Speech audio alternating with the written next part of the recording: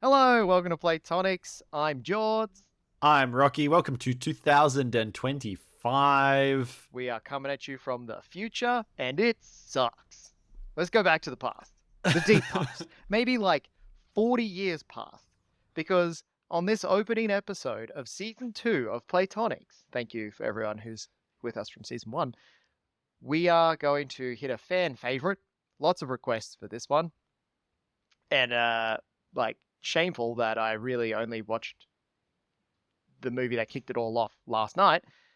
Rocky, what are we going to cover today as we boil away its bits and reassemble it from spare parts into something that can be played at the table? So today we are talking about Indiana Jones / Raiders of the Lost Ark / that whole treasure hunt genre more broadly, because I think all of these movies share something in common. But we did dial it in a little more specifically to Raiders because it turns out that Jordan had not seen it.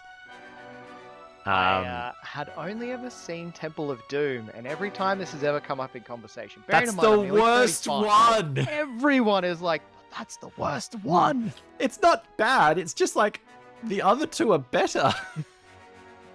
But I finally rectified that. I finally watched Raiders of the Lost Ark. And I have some thoughts.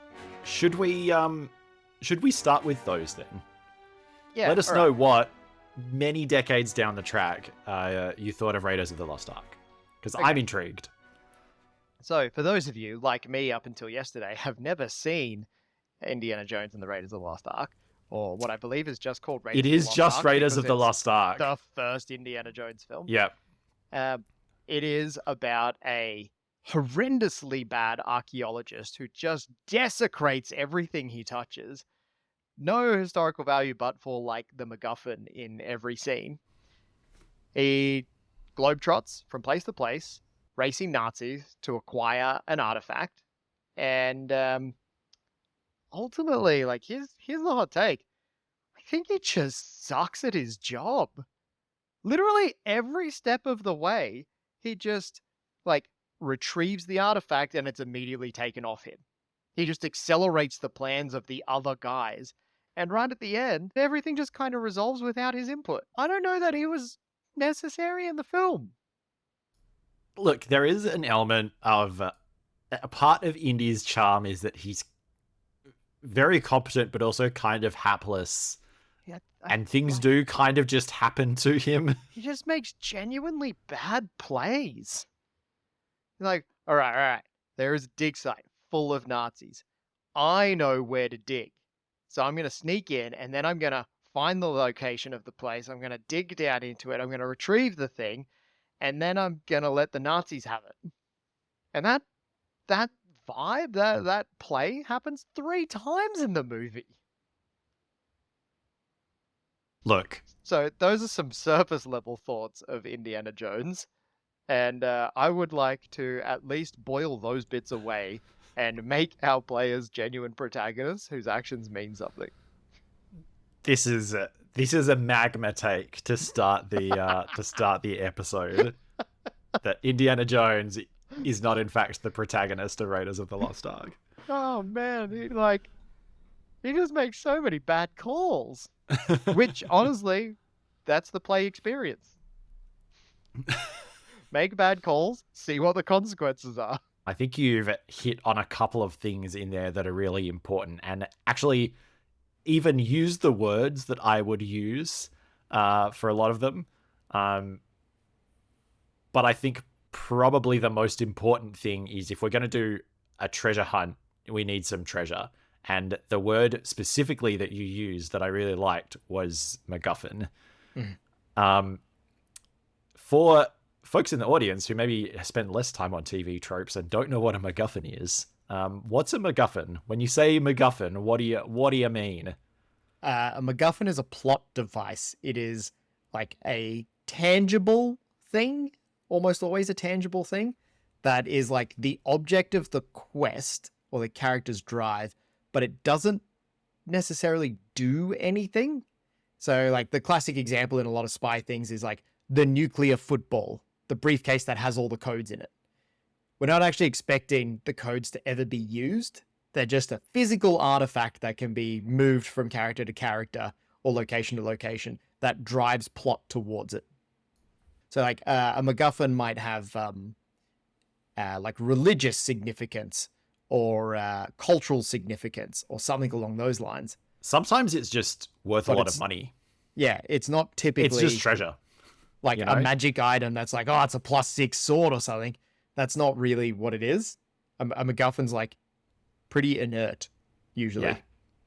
Its sole purpose is to be wanted. Yeah. Yeah. That's, yeah, my vibe from high school too. All I want is to be wanted. A MacGuffin is the crux of our story. Yeah, I really think you could call the genre the MacGuffin story, right? It's the MacGuffin quest, the MacGuffin treasure hunt. MacGuffin hunt. Maybe that's what I'll call the episode, MacGuffin hunt. Yeah, there's a MacGuffin. Our heroes want it. I think the other thing that came up pretty obviously is that some bad guys also want it, which is why it often makes sense for it to be a weapon. The Nazis in Raiders want it because her Führer thinks it's the ultimate weapon, which it turns out it sort of kind of is. So having it be something dangerous often makes sense because it gives you a good reason to try and keep it off the bad guy. In this framing as well, it's very much Indy and whoever works with him are the good guys, explicitly good, because they are opposed to the bad guys, explicitly bad. And their wanting to have it is... Like, Indy wants it for personal fame and glory, sure, but also doesn't want the Nazis to have it. And he's even employed specifically to stop the Nazis doing it.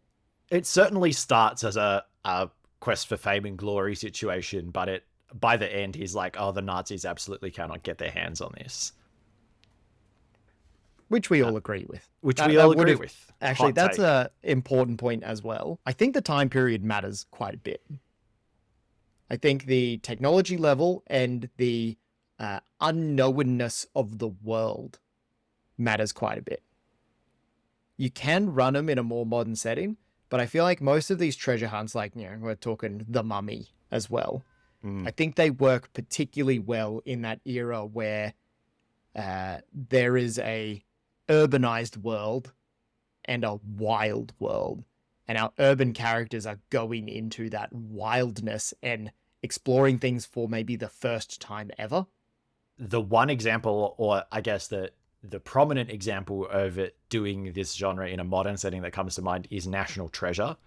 Yeah, and I think it's interesting how much of the aesthetic of that movie is still drawn from a particular era, and Nicolas Cage's character, it's been a while since I watched it, but like from memory, he's seen as a bit of a weirdo for being so into this era. And he, as a character, kind of lives in that Freemasony, founding fathers-y kind of era. And his head is very much in that time. And he's looked at a bit weirdly for living in the wrong century, and turns out to be right. But like, yeah, when it is placed in a modern setting, we're still using the trappings of that particular time period. One of which, kind of as you said, is travel. And in particular, I think the travel montage, or as I think they call it in the sort of world of tropes, traveling by map.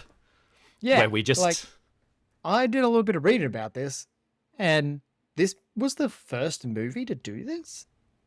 Really? I always assumed that they were like doing a riff on older films. So, well, I mean, that might be wrong. You can correct me if I'm wrong.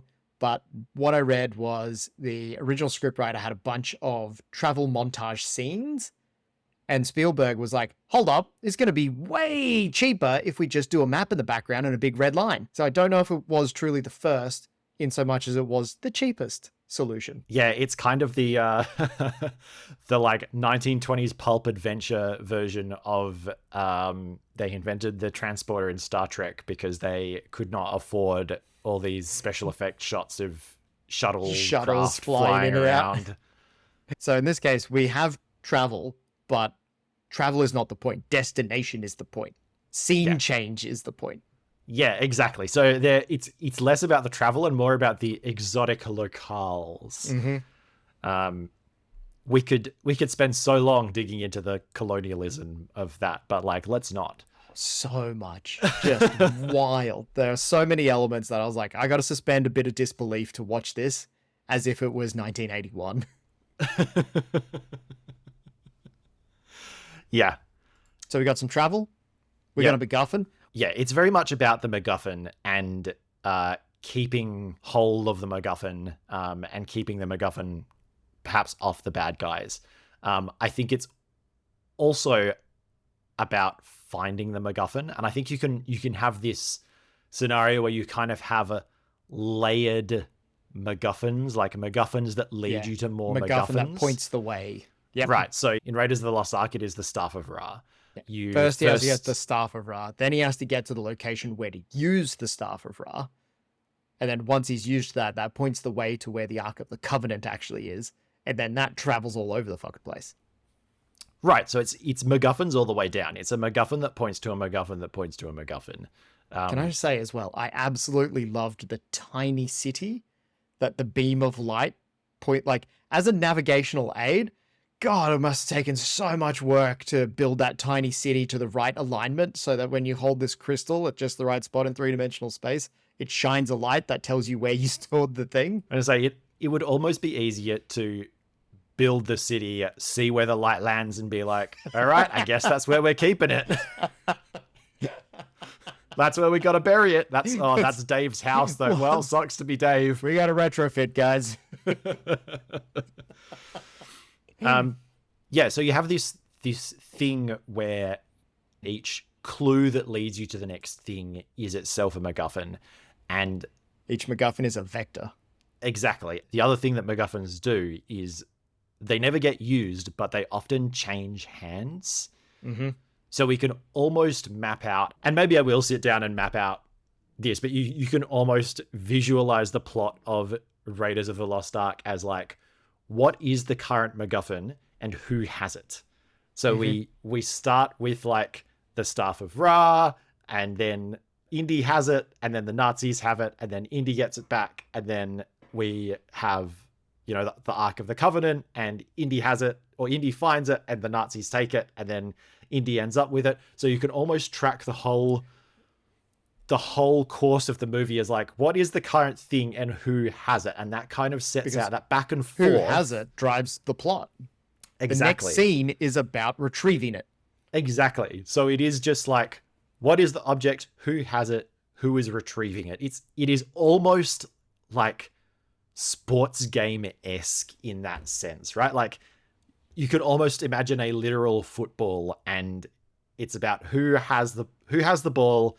If the other team has and we're gonna watch two people who aren't really into sports try and make a sports analogy, but it's like, I use possession. I feel like that was a good one, right? If they have the ball, you're trying to get it back, and if you have the ball, they're trying to get it back, and then like whoever has the ball in the end zone wins. You know what I should have done? I should have done frisbee because I understand frisbee. Neither is very good at ball sports. Frisbee, not ball, flat ball, spinny flat ball. Flat ball. So yeah, it is very game-like in the sportsy sort of ball game sense of the word game, which I think is really interesting, and I think that will probably give us something fun to work with when we get to game. It does imply something quite juicy that I feel is not done at the table very often, and that's the players retrieve the MacGuffin, and then an event occurs where they lose it. And like most of the time, I tend not to take things away from my players, right? Like psychology of loss aversion. If I'm going to do it, it's sparingly, and it's going to have a huge impact on them. But it's almost taken for granted that Indy gets it, Indy loses it. Indy gets it, Indy loses it. And I feel like you might have to set that expectation at the start if we're going to be doing this at the table. It's okay, you've got the thing, but then the Nazis all swarm you and grab you, and you are imprisoned, because that happens all the time. There's a lot of false deaths and a lot of imprisonment. And then that's an easy opportunity for them to escape. but in escaping, it gives them an opportunity to retrieve it again. Yeah. I feel like the classic one in this is if you're forced to choose between, for example, the love interest and the MacGuffin, you have to choose the love interest. If you're forced choosing between the life of a friend and the MacGuffin, you choose the life of your ally. And I feel like, not to skip ahead too much, but I feel like that is kind of how you structure those take backs, is like, well, you can always get the thing back later, but like you can't get your friend back from the dead. Yeah, but you can always just make new friends. So I don't like what that says about you. So there is one other element that we haven't touched on yet that I think is crucial to this type of a story, and it is the puzzle and trap dungeon. So much of a keystone that it is literally how the movie opens, just to introduce Indy, his rival, and the nature of the work that he does as a quote-unquote archaeologist. Quote-unquote archaeologist. You're being so mean. He's a shit archaeologist. He preserves almost nothing. But he gave us perhaps the greatest call to action for, cultural preservation, which is, it belongs in a museum. Oh, how much we've learned. Where would we be? All right, what we're doing for a modern day Raiders of the Lost Ark, it's actually a reverse MacGuffin. It's a repatriation mission. Oh my God, I would absolutely run that. I mean, like, let's be real. I think that is just the opening, 30 minutes of Black Panther. But even so, yes, that would be incredible to run. So back to our very first dungeon, right? From the get-go, right? They're wayfinding, they make it there. We've got a spike trap comes out of the walls. We've got a pitfall trap that he uses his whip to swing across. We've got a pressure plate arrow trap that, of course, he's very clever and knows that it's going to happen. So he puts a thing in the way, sees the arrow come out. Great. Then we've got the final pressure plate for the idol that he takes.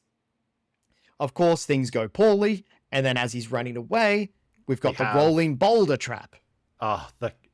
I think it's fascinating how all of these have become such staples. Yeah, such cultural touch points because of this one puzzle dungeon.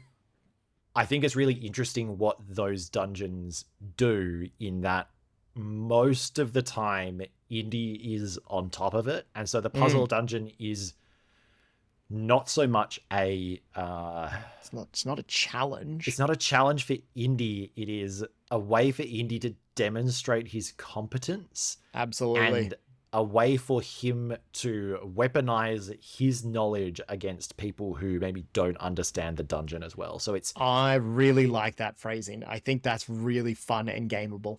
Yeah, so it's like Indy knows how the dungeon works, and by misleading his captors, he can have them picked off by the dungeon.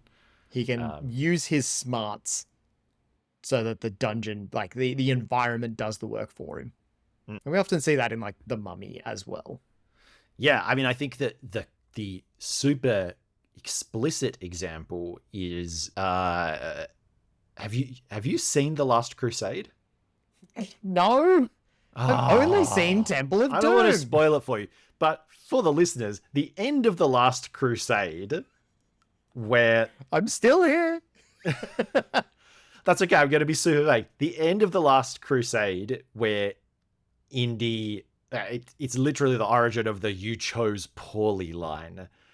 The end of that, where Indy knows what he's doing and the guy who he's with does not, and that results in a "you chose poorly" situation.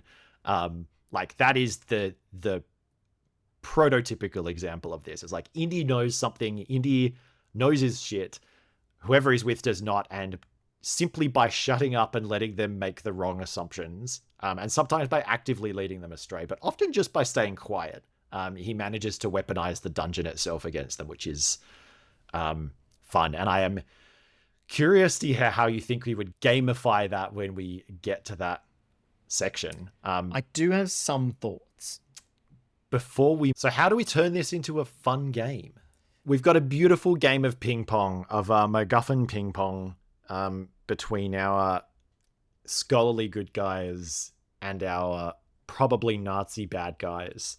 That sounds like a beautiful structure for a game, but how do we pull it together? From the top down, one of the things that occurs to me straight away is I'm going to pick some places on a map, maybe even a spin of the globe. If I don't actually have a globe anymore, but back in the days where I had a globe, maybe I'd spin that and we'd find some spots that aren't the middle of the Indian Ocean. And then we would place interesting scenes at those points. So we've got a bunch of locations and different aesthetics. I'd probably start with a couple of those, and we'd make a MacGuffin that's relevant to one of them, usually the end point in there. And I'd start seeding reasons why it has to bounce around these different locations. Yeah, I would almost start with the end point, start with the climax and work backwards. So we know that we need to get the MacGuffins to certain places. So you start with the place that you need to get the MacGuffin for the end, and then you almost backtrack and you say like, okay, we need this MacGuffin from here to be found here, and so we'll put that here, and then we will step back another one and put a clue pointing to that at the previous one, and basically work backwards from that ending scene, which is the the slotting of the thing into the thing, or the opening of the thing at the thing. Like, start with that end scene where the pieces are all brought together, and then scatter the pieces around the world. I think that could be a valid way of doing it. I reckon you can go forwards or backwards on this one. I think you can generate the new content that drives to a new location just as easily as picking somewhere and backcasting. Regardless. Yeah, I would agree with that. We have a geospatial vector map of where things are going. How do you think all of those nodes are kind of linked together? I think there are a handful of significant scenes at each one of those nodes. Minimum one, but preferably more than one. I'm thinking we end up in Nepal, and it is, first of all, an introduction to a character in a drinking contest. And, it's a contest of skill in that she can really hold a liquor and also plays off that she can't. So ups the ante, everyone's betting on it, and then she comes back and just smashes the other guy. Then we have a bar fight with Nazis. So we've got this fun scene of an actionable environment. We've got a introduction to the Nazis in a social encounter, followed immediately by a combat encounter. So I would classify that as two different scenes. They have different objectives. And then we're immediately jumping on the plane, and we are world hopping somewhere else. Yeah, I guess where I was getting at with that is I don't think we necessarily have different branches. Oh, no. So, I think the only branches are, do they have the MacGuffin or do they not? Exactly. But the MacGuffin's traveling the same path. It's the question of possession. That was exactly how I was going to phrase it. It's like the path that things, or the order that things need to happen, is set.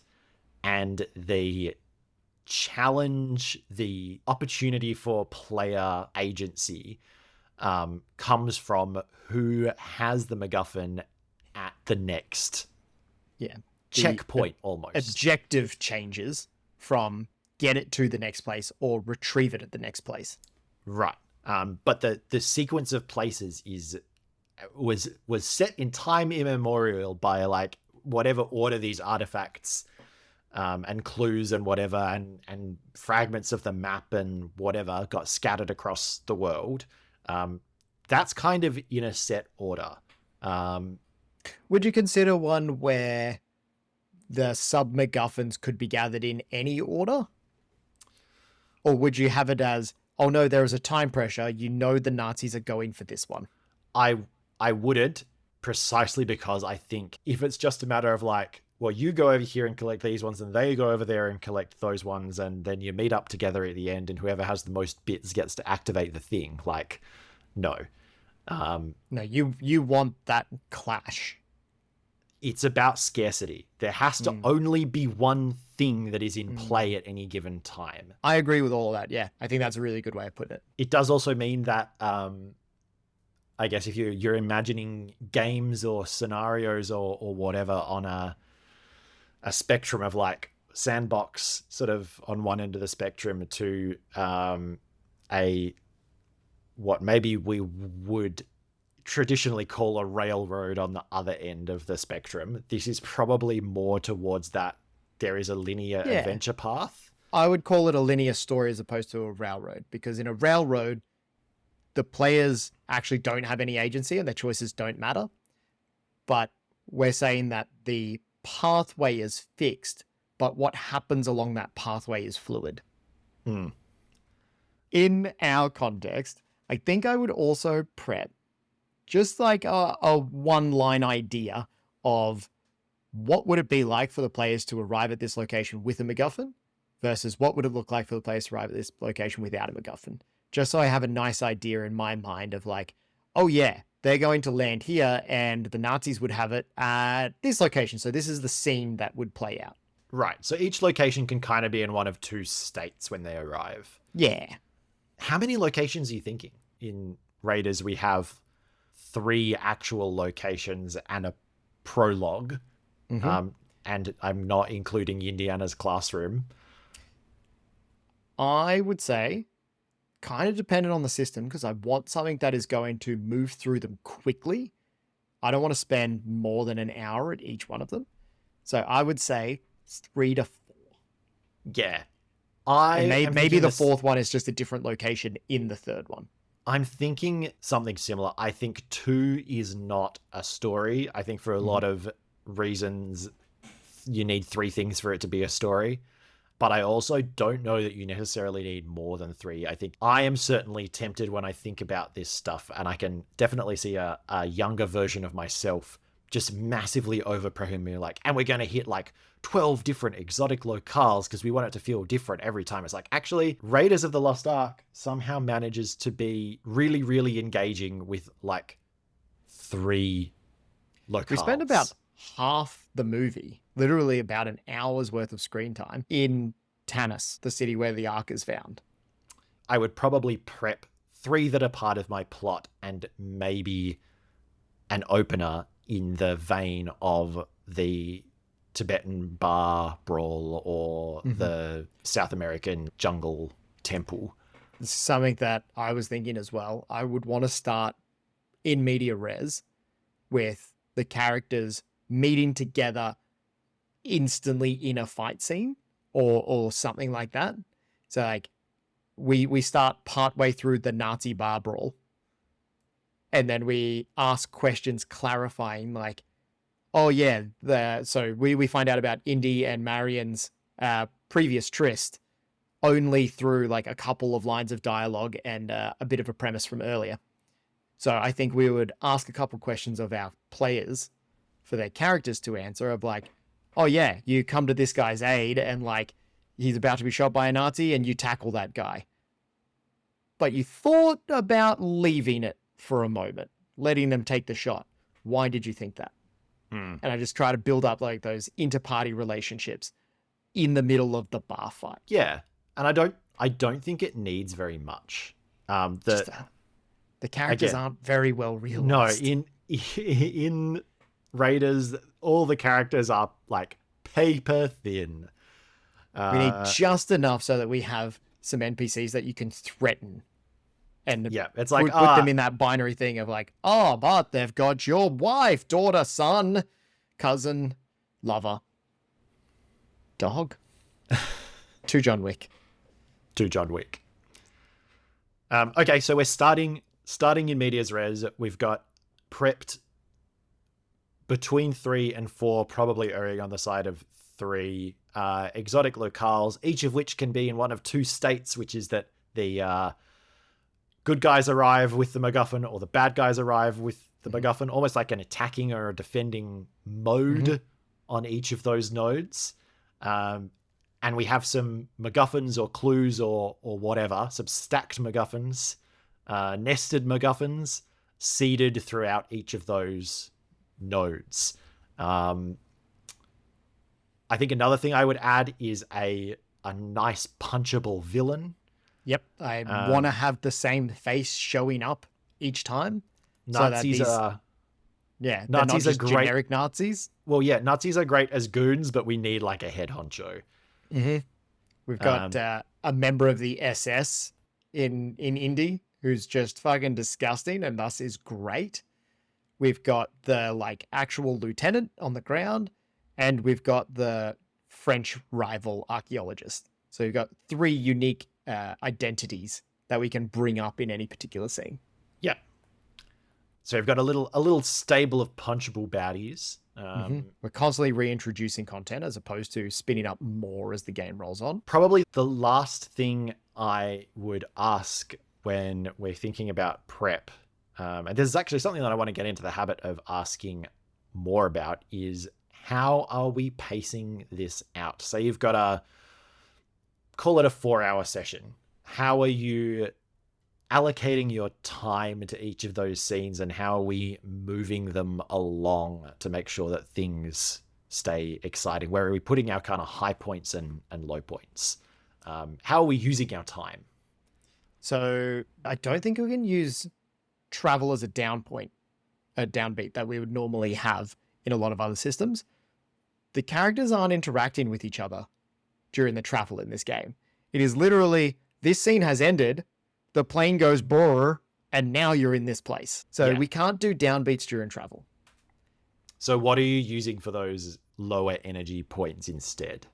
There are a couple times where in the movie he meets a friend and has like a abbreviated conversation. It is very much like, hello, my name is Mr. Exposition. Let me tell you some things about what this location entails. Or, let me take you to my mentor who can decipher the thing. The thing is now being deciphered. And I feel like those are the bits where it's down in the sense that the players aren't actively engaging in something. Yeah, the tension is not high. The pacing of events is not fast. It's a lull in the session. I think that's a really good one. And I think that also answers another question, which is like, how do you introduce these clues into the game in a situation where you need the players to get the clues to be able to advance the plot. So you don't want to be gating them behind actual puzzles too much or gating them behind roles too much, because they need that info to make the game go forward. So I think that gives you a really neat way of... Yeah. One is Mr. Exposition shows up, and the other one is you've made it to the location ahead of the Nazis, and it's written in ancient hieroglyphics on the wall. Right. So this is kind of where I was getting with that. Remember when I was like, I think each of our nodes has 2 modes. Oh, that's going to be difficult if you're not nodes with modes. Modes for Mary and nodes for Nary. I think we have a really obvious opportunity in each mode, which is that if you arrive at a node and you control the MacGuffin, you have one of these scenes. You have you find some clues about where to go next, or you meet Mr. Exposition who tells you some things. And then we ramp that back up again because the Nazis arrive to take the MacGuffin back. Yep. And I think our equivalent of that in the scenes where you arrive without control of the artifact, I think that almost looks something like you get captured. Right? Like, I think it's interesting to unpack the idea of that captive monologue as a moment of downtime, because I think that can serve a similar purpose of getting some exposition across, providing a little bit of a social moment, providing a like low tension opportunity. You come into that scene where the players have been captured, and maybe they get captured at the end of the last scene. You come into that scene, you have that monologue, that villain monologue, and then the action kicks off as the players attempt to escape and regain the MacGuffin. So if you layer these throughout a session, I think you end up with like every session starts with either the players arrive and they do control the thing, they get a bit of exposition, and then the Nazis arrive to mess things up, or the players arrive and I'm not saying they necessarily need to be captured every time, but a scenario where you can introduce some downtime is they arrive and are captured, and in the process of escaping, that is their chance to claim the object back. Really good example of this where it's like they're not captured, and it's when Marion is presumed dead because the truck full of high explosive material goes up in flames, right? we see that it's packed, and of course we know that that's going to go off, right? It's Chekhov's gun. It goes off straight away. And then Indy ends up meeting with Belloc in the equivalent of a tavern, a drinking house. He meets him there, and there is that downbeat moment where Indy's despondent, finds out some more information about what's going on. The villain gets to monologue at him, and then a crowd of children show up as a human shield to gather around Indy and just buffet him away. Yeah. So we have a moment that's kind of like exactly that vibe, but without the literal being captured. Yeah. I was going to say I would keep the captured stuff in my back pocket for a failed state of an altercation with the Nazis. So it's like, if you haven't succeeded in defying them at this point or getting away from, them with the MacGuffin, then they capture you. But you're saying it more as if you've failed to acquire the MacGuffin at a node, then we have this scene. Yeah, and maybe it's part like of equivalent, but just like a different lead in. Yeah, I think it fits really well with some systems like success with consequences or like very big failures type stuff. It's like yes, and yes, but no, and no, and this is you also get captured is a classic no and like crit fail scenario. I'm not saying they need to get captured every time, but I think what I was trying to unpack there is you're exactly right. It's either you rock up at a place and you have the thing and your ally tells you some facts, or you rock up at a place and you don't have the thing and you have this opportunity for like a similar social moment, monologue type scenario, moment, but with the villain, which I think is interesting because there's a lot of villain monologuing in these things, and that's part of the vibe we want to capture. And I think keeping that substructure in mind, what we end up with there is like modes with nodes. No, wait, nodes with modes. I've mixed up my own nomenclature. We have 3 nodes, each with 2 modes, and within each node, you have like a downbeat and an upbeat. So you have a bit of exposition, and then the Nazis crash in through the door and attack the players, or the players crash through the door and attack the Nazis. Without having to prep too much stuff, there's a lot of different states that it could be in. It's not that there is a huge number of branching paths. There is only one path, but there are lots of different states that that one path can be in based on your score from almost previous rounds of this back and forth and who currently has the ball and how various checks throughout the game have gone, whether they were no ands or no buts. Like, there's lots of scope for player agency, even though there is only one racetrack that takes you to the finish. Yep. And having that racetrack down now, if we were to populate that with a couple of like twists and turns, what I'm thinking of as the scenes that are occurring, I've already got a couple ideas for what I would want to put in them from stuff that we've already chatted about. I'd like to see how you align with this, right?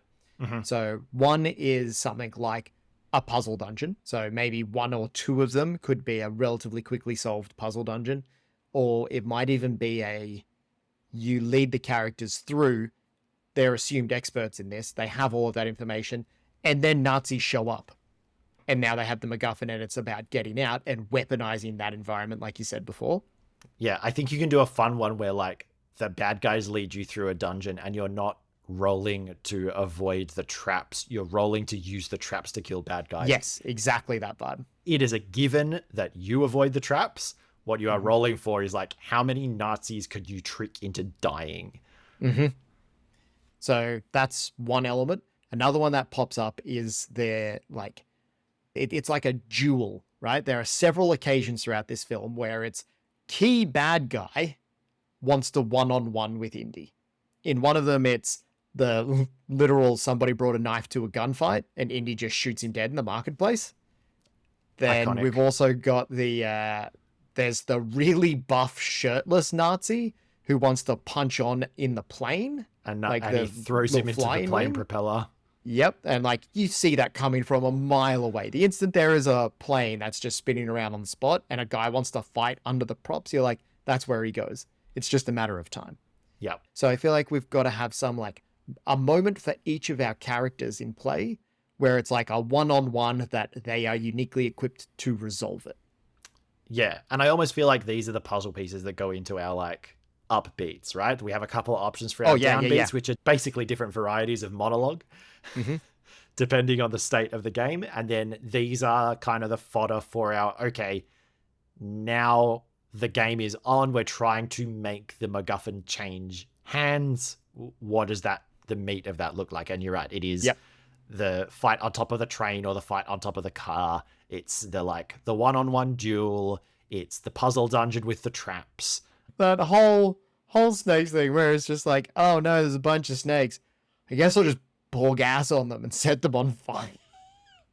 He doesn't like thinking snakes. of that as like a weaponizable environment where it's like, oh, the Nazis come in and you're like, all right, there's a pit of snakes already, but what if the snakes were on fire? That would be doubly as bad for them. Probably a good thing to point out at this point is much like the high explosives and the pit of snakes that come from nowhere and the ancient trap mechanisms that are still somehow in perfect working order. None of this has to be realistic. Oh no, so suspended in this disbelief. I always think about it when we have the like ancient stonework that is hair trigger sensitive. And it hasn't been set off in the previous 1,000 years. Yep. Which Where makes are they storing all of that potential energy? Yeah, it's Trigger like these traps. Who reloads the arrow traps, you know? Yes. And it makes sense in a world with magic, but that is not the world of Indiana Jones. I have one other twist up our sleeve here, which I think is another like. It's not quite a kick, it's just a tool that the GM can have up their sleeve. And that's that every NPC has potential for betrayal in this. Oh, yeah. So if at any stage things are getting a little bit stagnant or the players form a really tight bond with one of their NPCs, then you just be like, but actually they're greedy. Yeah, or like... Or they threaten their family. You spot that he's actually wearing a Nazi, like, signet ring. Like, oops, he was a bad guy. Yeah, I love that. Like, it happens at least twice, maybe 3 times in the film. Like, It's just so commonplace. Yeah. And it's set up as such a thing that when his friend who's coordinates the digs, when he thinks he's betrayed him, and then he comes out and is like, oh my God, my friend, you're alive. You're like, oh, he's actually just a good guy. It's actually a surprise that he hasn't betrayed him. Yeah. Yeah, no, I love that. I think the other one, if we're talking just things to keep in your back pocket, this is a genre where it's so easy to have Nazis burst in through the door. Easily. Yeah. So many kicks in that opportunity. I think it's like, actually, it's at the point where it isn't even a pacing kick, like contingency thing. I think it's the primary driving force of the game. Focus, yeah. But I just think that one is fun to mention because Nazis bursting in through the door with guns is the thing that we throw out there as the prototypical example of something to like kick the plot along. And this plot is entirely kicked along by Nazis bursting through the door with guns. And importantly, there are infinite Nazis. You always have as many Nazis as you require to keep this action rolling. Oh, yeah. Just like you have as many snakes as you need to fill the pit. On the topic of there being infinite Nazis and actionable environments, like the plane scene in particular stood out to me because it had several like hilarious moments, right? We've got a prototype German plane hanging out that they're waiting to load the Ark onto. Indy's like, yeah, okay, we can get that. We've got a fuel truck nearby. So of course that starts leaking fuel and gives like a time counter on how long this fight can go for before it fucking explodes. We have a a submachine gun on the plane that Marion ends up like getting into. And then she just murders like 12 dudes as the Nazis barrel in on a truck, and she just executes all of them. And then the plane starts spinning around. Like, there's just so many elements to it. There is no plopping things down on a grid and just seeing what happens. These are like very dynamic environments. Things constantly evolve. Yeah. So yeah, when you're planning out fight scenes, I would probably, as a rule of thumb, just make sure at least one thing is moving at all times. In the bar fight scene that we have, there's a big old fireplace in the center of it. And then we have people swinging flaming logs. That's one of them. But also it's a bar, and every spirit is like 100% alcohol. So everything's flammable as well. And we end up with all of this like, oh yeah, you can smash a bottle of booze on them and now they're on fire. Yeah. So, okay, 2 rules of thumb then. Make sure something's moving. Make sure something can be on fire. Every scene. Every fight scene. Every action scene. Something that someone can be pushed into. Yeah. Or something that could explode. Cliffs, bridges. Quick recap. We've got 3 locations across the world where we are starting in the first location, guaranteed. We've got an actionable thing that kicks off the plot and tells everyone why they're here and what relationship they have to each other. We've got a different opening scene for each node, depending on whether they have the MacGuffin from the previous one or not. We've got a couple of different bad guys that are clearly identifiable and will persist throughout the whole thing to die in the climax. We've probably got a couple of NPCs who can provide exposition or aid and also serve as a like, what's your relationship to this person? Oh no, they betrayed you kind of a vibe. Mm-hmm. And then we've got the meat and bones of each scene is like a highly action heavy interactable environment with moving bits, exploding bits, or like human shields or something like that in each one. Yeah. I think we got ourselves a treasure hunt. Oh yeah. I love that structure. I love it. It sounds like it would be very fun to play with without necessarily, needing the huge number of different forks and branches. Mm-hmm. So, what game system are you running this in? This is one that I feel like was absolutely made for Fate. Mm-hmm. I almost knew you were going to say Fate.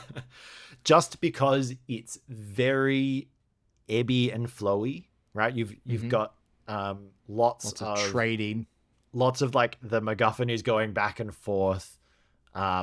You've got lots of these like genre tropes that we want to be able to invoke kind of at will.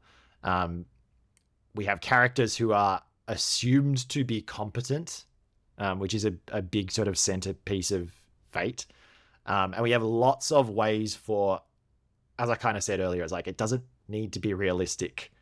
It's an adventure story. It's kind of okay for it to be plotty. And Fate gives you lots of tools to play with the plot directly and be like, nope, because the game master has done bad things to me, I now have lots of Fate points, and I'm going to spend those Fate points on doing powerful things in this scene. So you kind of get that natural ebb and flow. And I feel like that will match really, really nicely with the back and forth of the MacGuffin changing hands and the back and forth of our like investigating / exposition and then our action scenes. Like, I think it's a very ebby flowy genre, and Fate is a very ebby flowy game. It gives you lots of tools to lean into that and make those kinds of ebbs and flows happen as a player and as a game master without having to try and figure out what to do, right? Like, you as a player don't have to think, well, it's time to kick the action up a notch. What am I going to do? You are always presented with a list of like, here are the affordances of the game. Here are the aspects of your character. Here are the aspects of the world. And you're also presented with a literal stack of like, here's how many favors the game master owes you. And they just start to like burn a hole in your metaphorical pocket when that stack gets too high. And so you start to spend them a bit more proactively. So I think Fate would be really good. I think if you wanted something a little bit more gritty. I haven't played Savage Worlds for years, but I'm pretty sure this is what Savage Worlds was written for. And it has a similar kind of system with like out of game plot points that I think is going to make that kind of back and forth work really well. I feel like Savage Worlds has to come up, but I have no experience with it. So yeah, I'll defer to you on this one. Absolutely.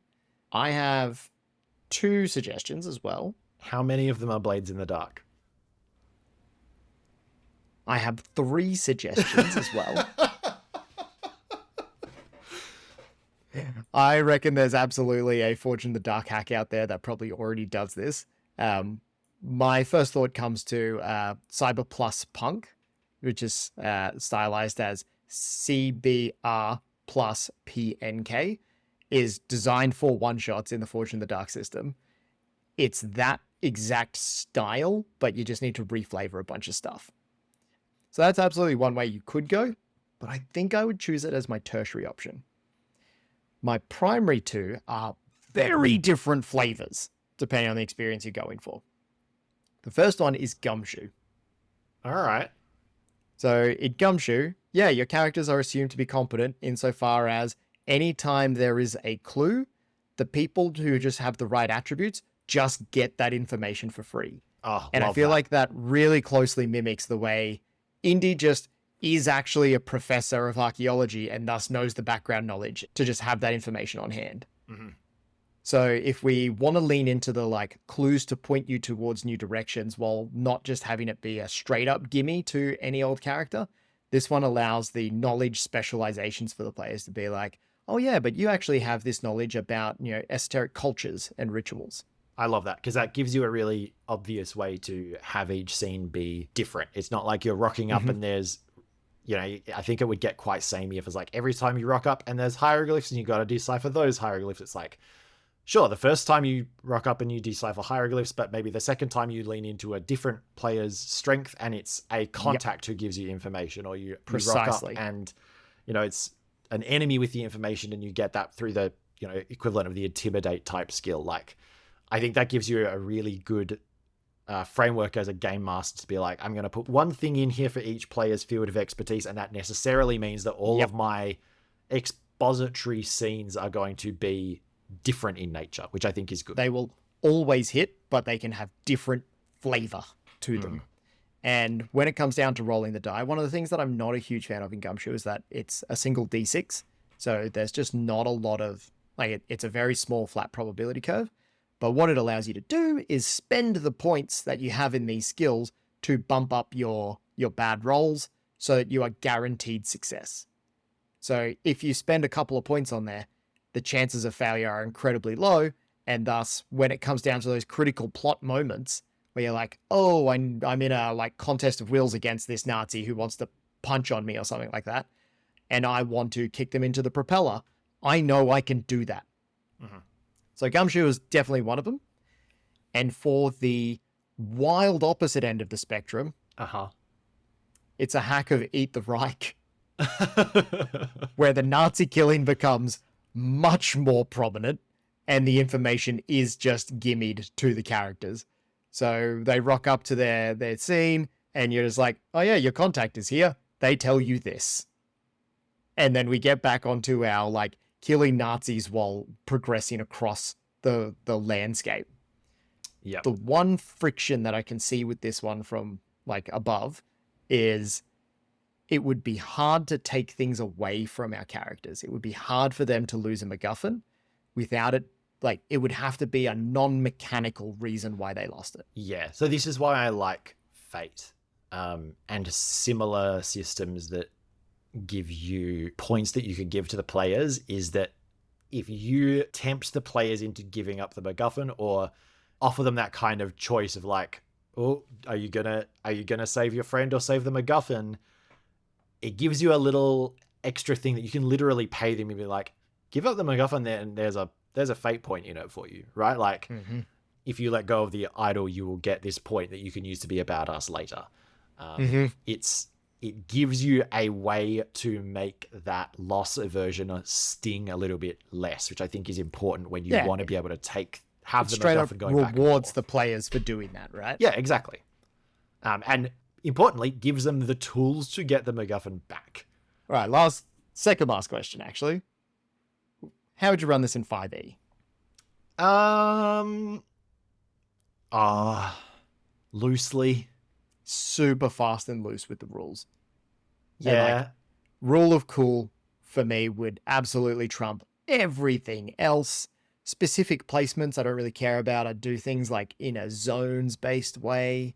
And absolutely, if you want to push someone into the propeller blade, you're able to do that on your turn.